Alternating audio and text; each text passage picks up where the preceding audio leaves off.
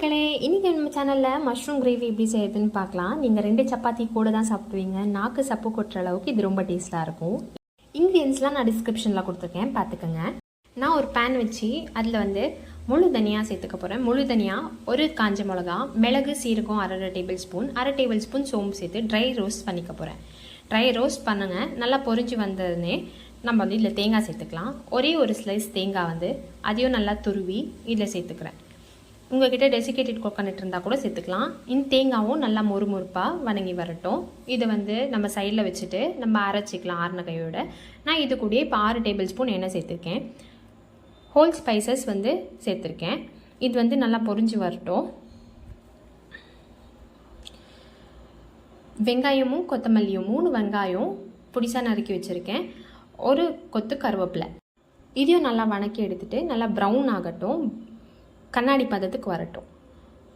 இது கூட நான் இப்போ இஞ்சி பூண்டு விழுது சேர்த்துக்கிறேன். 2 டேபிள் ஸ்பூன் இஞ்சி பூண்டு விழுது. இஞ்சி பூண்டு விழுது போட்ட கையோட நான் தக்காளி சேர்த்துக்கிறேன். 2 தக்காளி, நல்லா பழுத்த தக்காளியாக எடுத்துக்கோங்க. இதையும் சேர்த்து நல்லா வணக்கி விட்டுட்டு இது கூட நான் இப்போ உப்பு சேர்க்க போகிறேன். உப்பு சேர்த்தா தான் உங்களுக்கு கொலைய தொக்கு மாதிரி வரும். உப்பு சேர்த்துட்டு அப்புறமா நல்லா கலந்து விட்டுட்டு இது கொஞ்ச நேரம் தொக்கா வர அளவுக்கு நல்லா வணக்கி எடுத்துக்கோங்க. இப்போ பார்த்தீங்கன்னா தொக்கு கன்சிஸ்டன்சிக்கு வந்தாச்சு. எண்ணெய் பிரிஞ்சு வந்திருக்கு. இதில் நான் 1/4 டேபிள் ஸ்பூன் மஞ்சள் தூள் சேர்த்து இதையும் நல்லா மிக்ஸ் பண்ணி எடுத்துக்க போகிறேன். இப்போ கூட மஷ்ரூம் சேர்த்துக்கலாம். நான் ஒரு பாக்ஸ் மஷ்ரூமை நல்லா தோல்லாம் மேலே சீவிட்டு 4 நறுக்கி போட்டிருக்கேன். இதுவும் நல்லா ஆயிலில் நல்லா ஃப்ரை ஆகி வரட்டும்.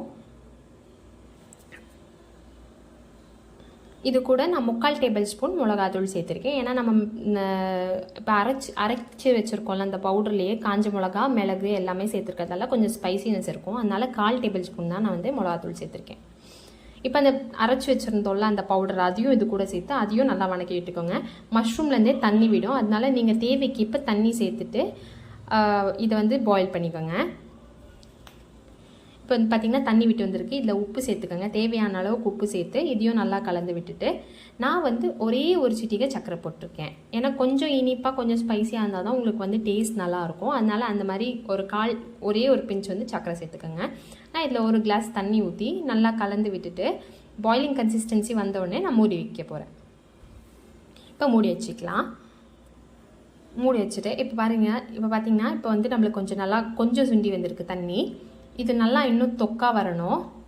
உங்களுக்கு வேணும்னா இன்னும் நீங்கள் கிரேவியாக கூட பண்ணிக்கலாம், நல்லா தொக்காட்டும் பண்ணிக்கலாம். நான் கொஞ்சம் குழம்பாட்டம் இருக்கணும்னு சொல்லிட்டு நான் இந்த அளவுக்கு தான் இன்னும் கொஞ்சம் நேரம் கொதிக்க விட போகிறேன். இப்போ நம்ம குழம்பு ரெடி ஆகிடுச்சு. இது மேலே கொத்தமல்லி தலை தூவிட்டு இந்த மாதிரி எண்ணெய் பிரிஞ்சு வந்திருக்குல்ல, இதுதான் கரெக்டான கன்சிஸ்டன்சி. இந்த ரெசிபி நீங்கள் ட்ரை பண்ணி பாருங்கள், உங்கள் பசங்களுக்கு ரொம்பவே பிடிக்கும்.